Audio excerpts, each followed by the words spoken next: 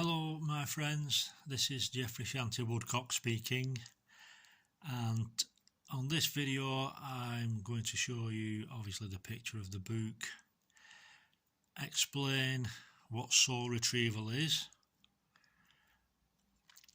and then I shall read one of the soul retrievals that I have done for a friend and her daughter that I feel will best help you understand what soul retrieval is all about.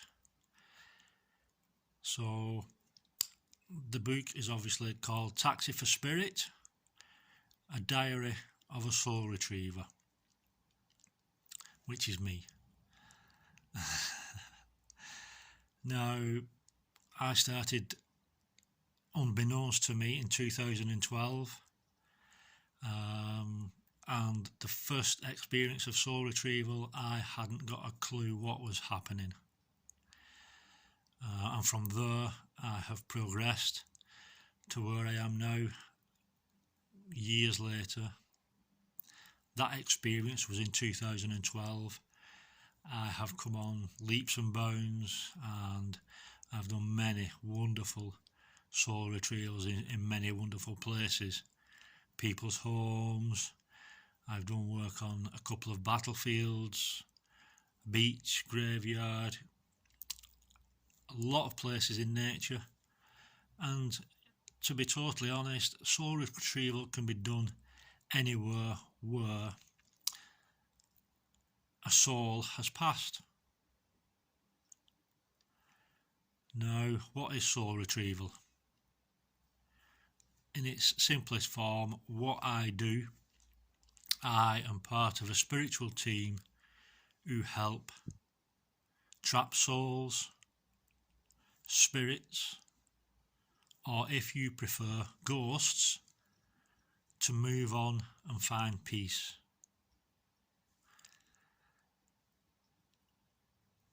How does a soul become trapped? A soul can become trapped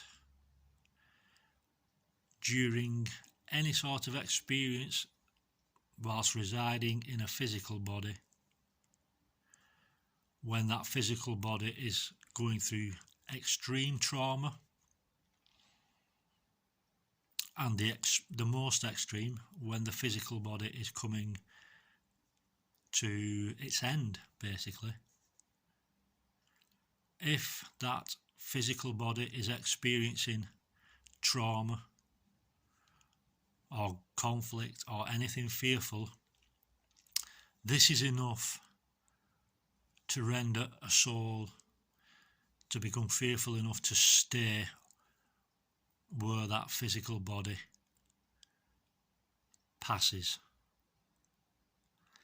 Now, 99% of the time it will be through something unpleasant, but there are occasions when a soul chooses to stay when having had a happy life and not believing that there's something even happier in the future. So it chooses to stay in that happy life rather than letting go of the fear and moving on. When a soul becomes trapped, it is stuck in that illusion. So, say for instance, a physical body dies on a battlefield and a part of its soul is trapped, then that is all that soul will experience. It's stuck in that illusion of being on a battlefield. Very unpleasant, and the only way I can explain that is because I, through a healing, have gone back into a past life at Rosslyn Castle, and part of my soul was stood to attention, protecting what it thought was a fully functioning castle, when in truth it was in ruins. So this is how souls can become trapped. Now, everyone on this planet is a soul retriever of sorts. You may well have been to somewhere in this world, in this lifetime, that seems very familiar to you. And you may have experienced different emotions when in different places. Perhaps you feel joy in one place, perhaps in another place that you visit, you feel a little bit vulnerable. Maybe you don't like it. All these experiences are telling you that you have been there, or that your soul has been there in a past life. So what we are doing on this planet at this time, it's like joining dot to dots. We are going round to places that we can, connecting to parts of our soul, and that they are coming with us, and when they are ready to move on, especially if you hear noises or anything like that in your own home, these spirits aren't there to hurt you in any way. They are there simply making themselves known to you, be it through moving things, or be it through some kind of order or some kind of noise. They are just trying to get yours and my attention. Basically, they're saying, Luke, I'm ready for home. If these noises and experiences become more regular and louder, that is a definite sign that they're becoming impatient and they're definitely ready for home. And this is where I come in, and other people who do soul retrieval work.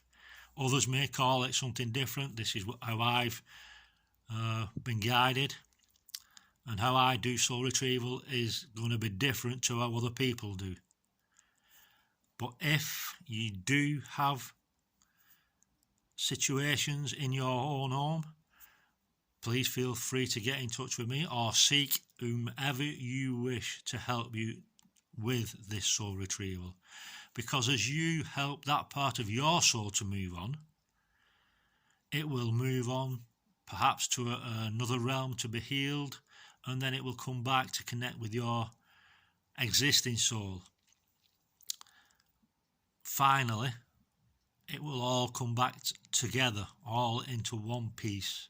But until then, we are, like I said, it's like a jigsaw. We're going, connecting with one bit, helping it move on, connecting to another one. So let me restate that. You have nothing to fear if you hear noises in your house, if you see anything being moved around in a room, or any sort of experience. It's simply that soul is saying, Luke, please help me. I am ready to move on. Please find somebody who can help me. And like I said, it's going to benefit you and that part of your soul. So I'm not going to go too much into it. I have no desire to confuse you. But what I will do now, I will read one soul retrieval that I did in May 2019, and it's entitled Mother and Daughter Reunion. And it's a lady who I became friends with, and it was instigated through a daughter. So I shall begin. And this is how I have actually written it. Bethany, the daughter of another friend, another Debbie, had started to hear noises and hearing a voice. She had decided to sleep downstairs because of the effect this soul had on her. It was obviously scaring her somewhat. Debbie told her daughter she had met me and that I could help with this soul if she wanted. Her daughter agreed to see me, and I went down on the Friday morning and had a chat with Bethany, sharing my knowledge with her about souls and how they can become trapped. It feels unnerving more than anything else. The fact that someone other than a human is trying to contact us, albeit from beyond the grave, so to speak. After the chat with Bethany, she led me upstairs to her room and promptly left me to connect with the soul. I spoke to the soul but invited her to come with me rather than do the retrieval there. And then for some reason, this became evidently clearer when I got home. Back at home, I did a meditation to ground myself, then started to make some tea, and during this period I felt a very powerful surge of energy all over me. Very cool as well. Again, instinctively, I began to feel another presence other than the one I thought I had connected with at Debbie's. I was then taken back to Debbie's, being reminded when I started to go up the stairs, I felt two subtle energies very close together. Obviously, I thought I had connected with just one soul, but I had connected to two, a young girl and her mother. It transpires the young girl and the mother passed at different times. The young girl passing first at a very young age. The mother, one can only guess, couldn't cope with the loss and caused herself harm, the result being she passed in the house. Two souls in the house, each trapped, and to make it worse they were looking for each other, not knowing the other soul was there.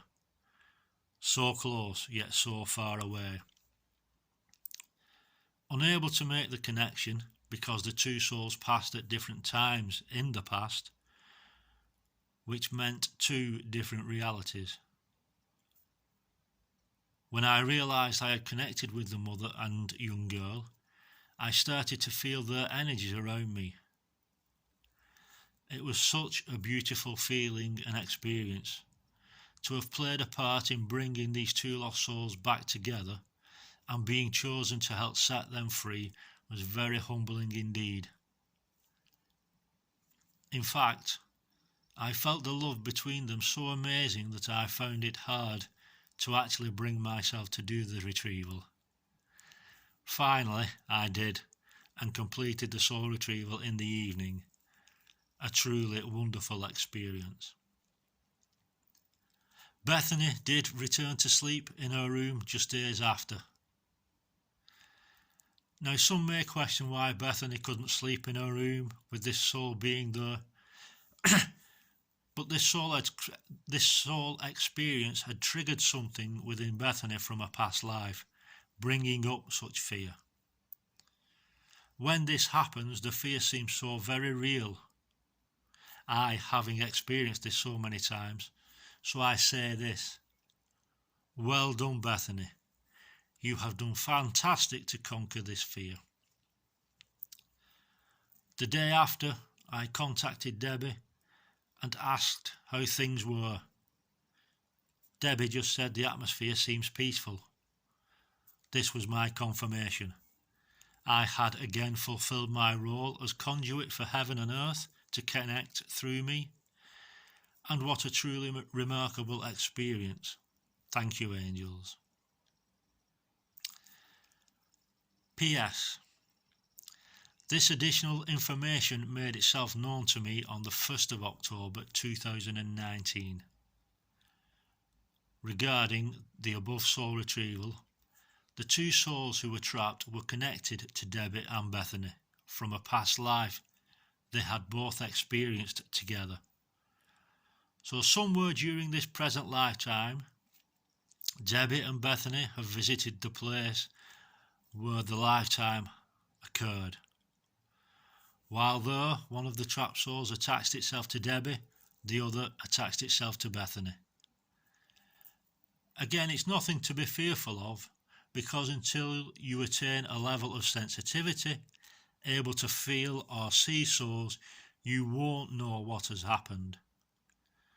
Both in this present lifetime and the past life, Debbie's soul played the mother and Bethany's soul was the daughter. Initially, I thought the two souls had been trapped in Debbie's current home, but with the additional information, I now understand this not to be the case. Again, all a priceless learning curve for me. Thank you, angels. So that's just one soul retrieval that I've done, which I felt would be most apt for many of you to hear and to perhaps resonate, because everybody at some time is going to experience these sort of things, because the energy of the world is rising, the vibration of the world is rising. More and more people are waking up to a spiritual awakening, a path, spiritual journey, and on that you become more sensitive. So therein, everybody is going to start connecting and feeling spirit, hearing spirit. You know, there's a lot of you out there who may well become mediums, healers, whatever. So, having shared this, having explained a little bit about soul retrieval, I hope this is of some help. The book, I have copies for sale from my good self. It's also on Amazon and Waterstones and other various bookstores online. There is an ebook, and it's very interesting. I love doing this work. I forget about all sorts of things when I'm doing this. I just focus on this, and this is truly my passion, and I love doing it. If you have any questions, please message me on Facebook, and if you do have anything going on in your home, I'll only be too good to help. So once again, dear friends, hope this is helpful, hope you've enjoyed it. I've enjoyed making this video, and I'm sending you so much Shanti love and blessings. God bless, take care.